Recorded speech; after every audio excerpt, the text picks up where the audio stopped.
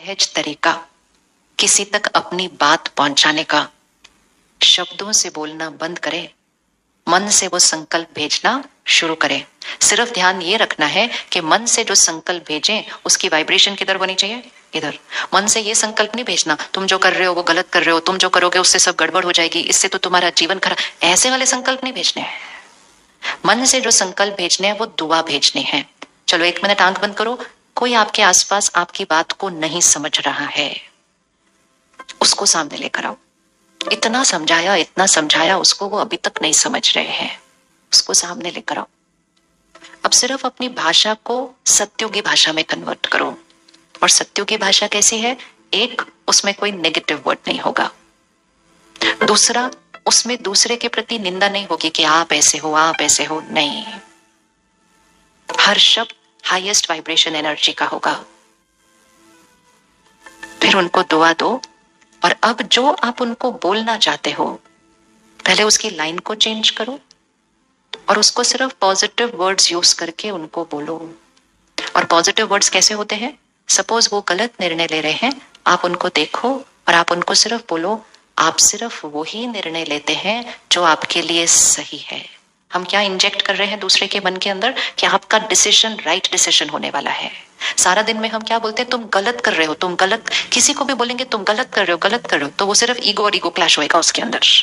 उसको दुआ दो, आपका निर्णय सही है। जब हम बोलते हैं आपका निर्णय सही है, इसका मतलब ये नहीं है कि जो आप निर्णय अभी ले रहे हो वो सही है। हम ये उसको संकल्प दे रहे हैं कि जो आप निर्णय लोगे वो सिर्फ और सिर्फ सही वाला होगा।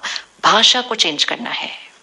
किसी को भी राय देने के लिए कोई भी वर्ड नेगेटिव नहीं होना चाहिए, क्योंकि जैसे ही हमारा शब्द नेगेटिव होता है वहां से 4 शब्द नेगेटिव आ जाते हैं, और नेगेटिव जब बात करने लगते हैं तो कुछ रिजल्ट नहीं निकल के आएगा। अहंकार और अहंकार की टक्कर होती है। हमेशा एक चीज ध्यान रखनी है, हमें लगता है वो हमारे बच्चे हैं, वो हमारे भाई बहन हैं, जो भी हमारा रिश्ता है, हम कहते हैं उनको समझ क्यों नहीं आ रहा, कि जो हम कह रहे हैं उनको समझ क्यों नहीं आ रहा। उसके लिए हमें याद रखना होगा कि वो रिश्ता और रोल नहीं है, वो कौन है? वो आत्मा है।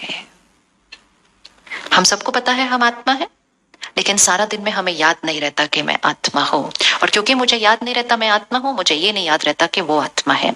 1 मिनट यहाँ हाथ रखो ऐसे, मैं आत्मा हूं, ये तो शरीर है, ये मेरे रिश्ते हैं, ये मैं आत्मा हूं, ठीक है। अभी बहुत धीरे से देखना, इस शरीर में हमें 20, 30, 40, 50, 60 साल हो गए।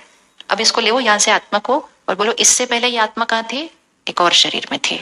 ऐसे पकड़ो, ये एक और शरीर में थी, फील होना चाहिए। अभी मैं आत्मा यहाँ हूं, इससे पहले मैं कहाँ थी? एक और शरीर में थी, एक अलग शहर, एक अलग परिवार, अलग परिस्थितियां, अलग बातें। मैं आत्मा उधर थी, उधर इतने मेरे कर्म और संस्कार बने, फिर मैं इस शरीर में आई। इसके बाद मैं कहाँ होंगी? इसके बाद मैं एक और शरीर में जाऊंगी। हर आत्मा की जर्नी चल रही है। एक शरीर, उसके बाद दूसरा शरीर, उसके बाद तीसरा शरीर, उसके बाद चौथा शरीर। हर आत्मा की जर्नी चल रही है। हर शरीर में अलग अलग परिस्थितियां, अलग अलग कर्म, अलग अलग संस्कार। और 1 सेकंड में जब आत्मा शरीर छोड़ती है सब कुछ पीछे रह जाता है, लेकिन आत्मा के साथ क्या जाता है? उसके कर्म और उसके संस्कार। अपने जीवन को देख लो और अपनों के जीवन को देख लो। हर एक आपका बच्चा भी वो एक आत्मा है, उसका एक पूर्व जन्म था और उस पूर्व जन्म में वो अनेक कर्म करके आए हैं।